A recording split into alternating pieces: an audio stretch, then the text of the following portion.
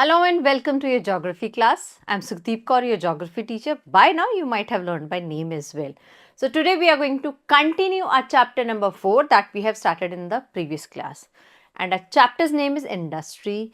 In the previous class we have discussed about the concept of industries and what are the various classifications of industries on the basis of size, ownership and raw materials. Now this particular chapter is moving forward with these three topics that we are going to discuss in today's class. So we are going to discuss about the factors affecting the location of the industries. These factors can affect the establishment of any industry, no matter it is chemical, mineral, timber or any what or any how industries are there. Industrial system. In the industrial system, we will discuss about the input processing or process along with output patterns related to industries. Then this topic will be followed by the discussion of industrial regions. So we will discuss two things in the industrial regions. First, we will discuss what do you mean by the term industrial regions? Why are they known as regions, particularly industrial regions, and what are the prominent industrial regions of India, because we are discussing in context of India itself. So let's start our today's class with the factors affecting the location of an industry, of industries as well. So these are the basic factors that are particularly required for establishment of any factory. When I am saying any, it means of any particular field. Again, I have to repeat the same examples. It can be textile industry, chemical industry, mineral industries and further more. So, these are the basic factors: transport, land, power, raw material, labor, capital and market. Of course, names are mentioned and I have just said their names. No, I am going to give an overview, quick one. It won't take that longer. So, how does transport helps establishment of any industry? The transport availability is one of the prominent factors for the establishment of any industry. How so? If the transport is not available, so whatever raw material is required by the particular industry, it cannot reach the destination, and whatever manufactured finished goods are there, they have to be sent to the market or for the selling purpose, so they can't be sent or they can't be delivered in the absence of transport. So good transport, network connectivity is the basic requirement among these others. Coming to the next, land. So how you are going to construct an industry if you don't have a land? So land is a basic requirement. Similarly, power. The machines are going to run with the help of power only. So power is an important part. Raw material. Power is there, land is there, transport is there, but we don't know what has to be processed because we don't know from where we are going to obtain the raw material. So availability of raw materials, knowledge or information related to the availability of raw material is must. So what happens most of the, not most of the time, every time, whatever industry is going to be constructed or established, they have to be constructed or established nearby the resources, as in the terms of raw material. So from where an industry can easily obtain the raw materials on cheaper prices, that is the one of the among basic importances or basic important factors affecting the location of an industry. Moving ahead with the labor part, there is the requirement of laborers whether in small amount or in large amount. It means few labors can be required or huge count of labors can be required, but labors are a must thing that is required by the location of the industries, or it is the factor that affects the location of the industry. Moving ahead with the money, within the lack of money or within the absence of money, what you are going to do? So if you are going to run a business, not to run, you are going to start a business, industry kind of business itself, because over here we are going to earn in good amount. So capital is the must thing once again. And lastly, market. The produced goods has to be sold. Where exactly to be sold? For that part, markets are the must feature to discuss, or the presence of the feature market is required on the significant basis. These are the basic features without which you can't start an industry or you can't establish an industry. So each and every factor has their own individual importance. Industrialization often leads to development and growth of towns and cities because What exactly is the industrialization? It is the process where industries are being established frequently or with a good pace. So, as soon as the industries are increasing, the people will be required for the work part. Who is going to do the labor part, or whosoever faculty is required, whether the technician, electrician, labor, just name it. So that availability can be fulfilled with the help of the population. So people have to reside nearby the industries, and industries are almost and every time, or you can say industries has to be established nearby the population only, because from there only they can get the cheaper labors. Cheaper means the labor cost will not be more. So industrialization often leads to the expansion or development and growth of towns and cities. So in the exterior of the towns or cities, industries do establish, and from thereafter people do reside nearby to it, and that is how the expansion goes on. Sometimes government offers incentives. Incentive means some of the tactics from which the government tries to motivate the businessmen or the investors to start any industry. So sometimes government offers incentives to promote industries in backward areas, because backward areas require development, and development cannot be done in the absence of money. Money, key feature for the development. And how the money can be provided in the backward classes? By giving them more and more employment opportunities to the people, so that more and more individual growth will lead to the more development part. So development and growth are interconnected. First of all, growth of an individual, that will lead to the development or overall development.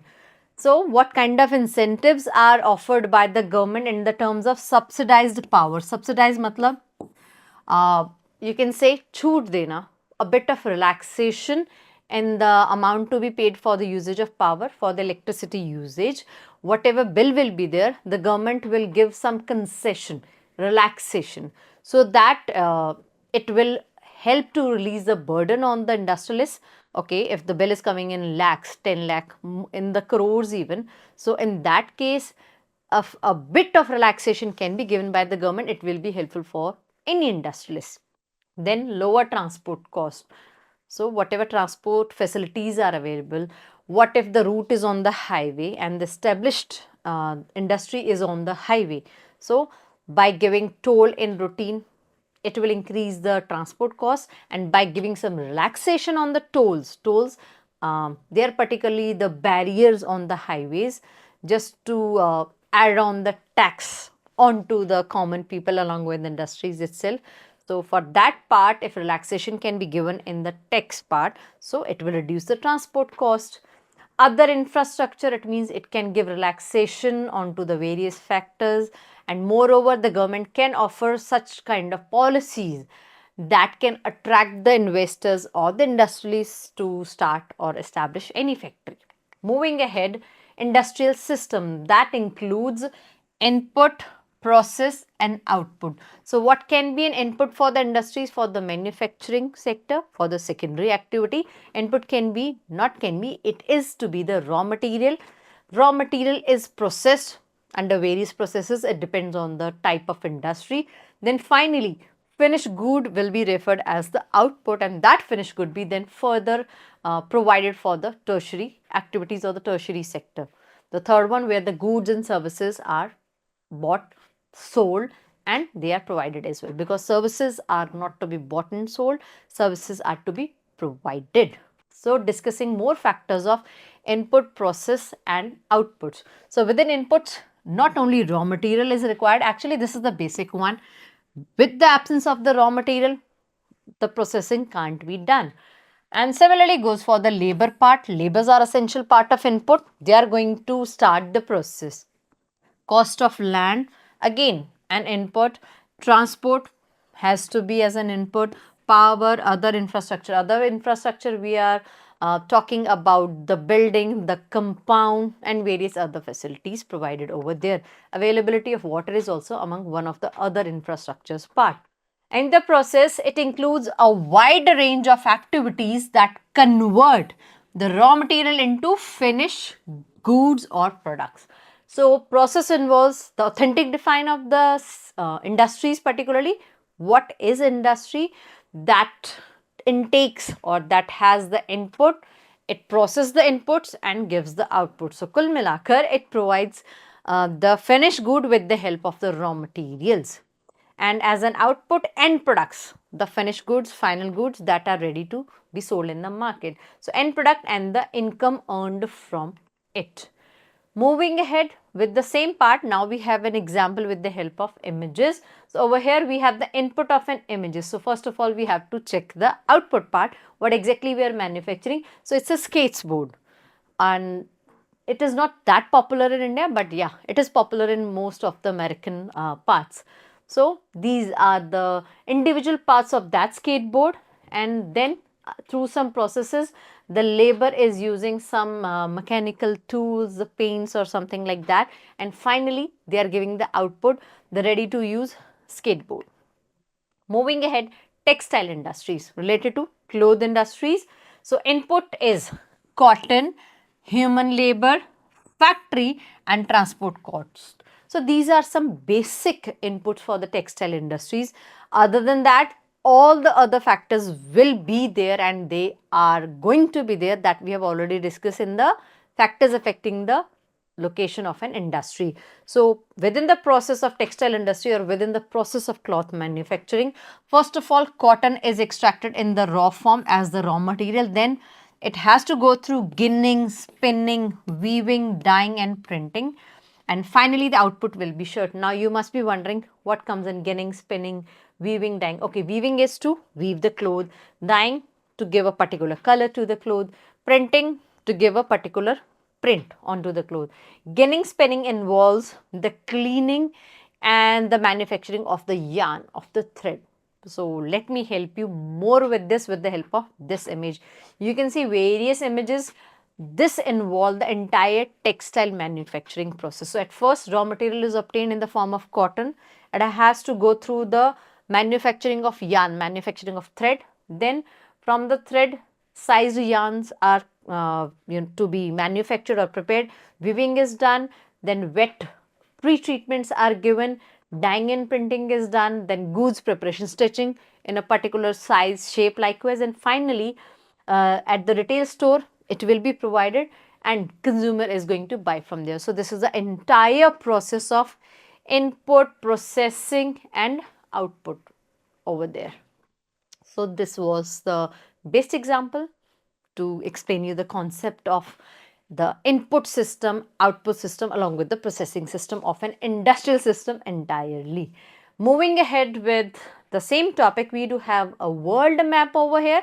As we have discussed in our chapter agriculture, the distribution of the what kind of land, arable land, where the cultivation can be done, where the plants can be grown.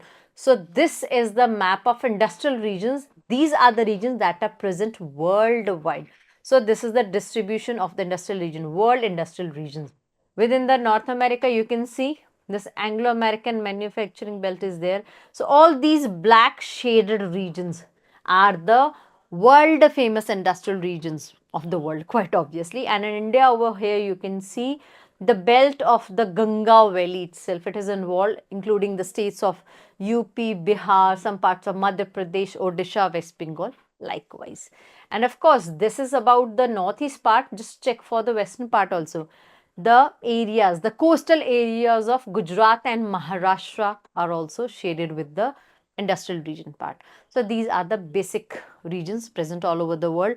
Yes, one more information related to the map work, as these are already mentioned in your book. So map work also comes in class 8th, although it comes from 6th onwards itself. But for your class, first map was from the agriculture chapter, the distribution of the arable land, and over here this is your second map comprising the information related to the most important industrial regions of the world. Moving ahead with the information, industrial regions emerge. So industrial region means a region, region means an area.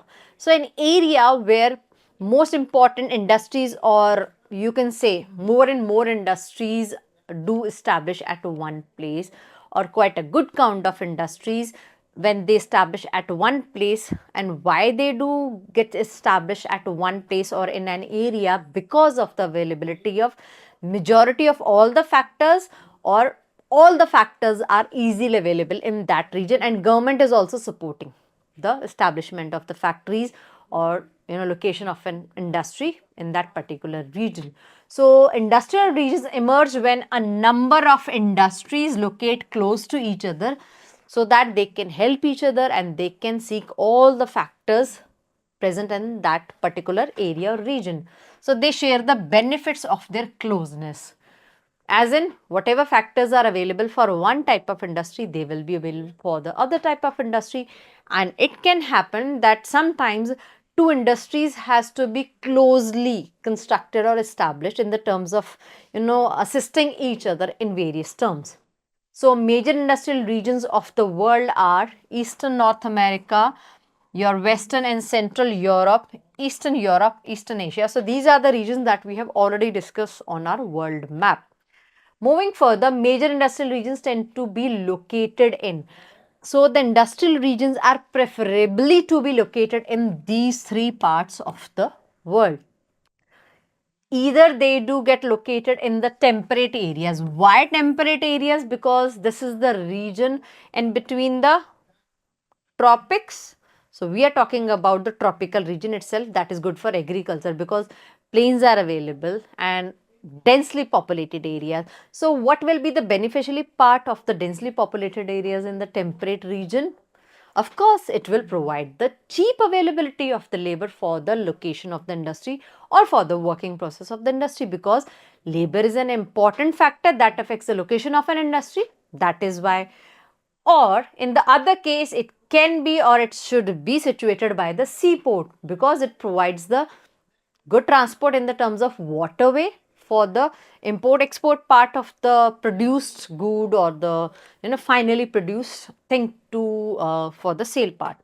And it can be also situated by the near or by the or near, you can use either or terms, by the coal fields or near coal fields, because with the help of coal, as it is a power resource, the power can be generated that helps to run the machinery of any industry. So these are the particularly preferable areas where any industrial region can be established or any industry can be established. Moving ahead with the same topic, India has several industrial regions. So these are the most important industrial regions of the world. And second map that can come from this chapter will be of this. So the first map can be from the world part and second map can be from India part. So you have to learn their location and you have to learn their names as well. So Gurugram, Delhi Meerut region, Ahmedabad, Baroda, Mumbai, Pune. Now you must be looking at it that not only one place is mentioned, two places are mentioned for each and every region. What's the reason for these regions? So the reason for these combined region is, as region is not a word that comprises one particular area. Region is a huge area that can comprise more than one places, and yes, that does comprises more than one places. So two can be there and they has to be there. That is why industrial region will be established over there, not with the construction of few industries. The region are to be referred as or are to be known as more than a good count of industries. You can say 10-20 minimum. So these are in the combination part: Mumbai Pune cluster, Vishakhapatnam Guntur belt, Bangalore Tamil Nadu region, Kollam Thiruvananthapuram.